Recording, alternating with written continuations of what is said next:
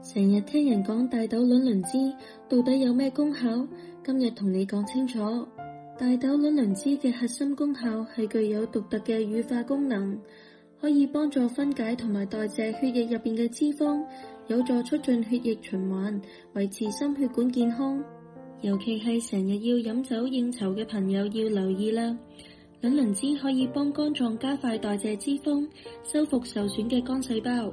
卵磷脂入邊嘅膽鹼係大腦神經傳遞物質嘅原料，補充卵磷脂有助維持記憶力，就唔使成日啲嘢擺咗去邊都唔記得啦。提提大家，服用大豆卵磷脂最好跟餐食，吸收會更好。不過如果你對大豆過敏，就要避免啦。蔡盈芳超濃縮大豆卵磷脂，每粒蘊含1200 mg 大豆卵磷脂，通血管、護肝臟、醒腦筋，一粒搞掂。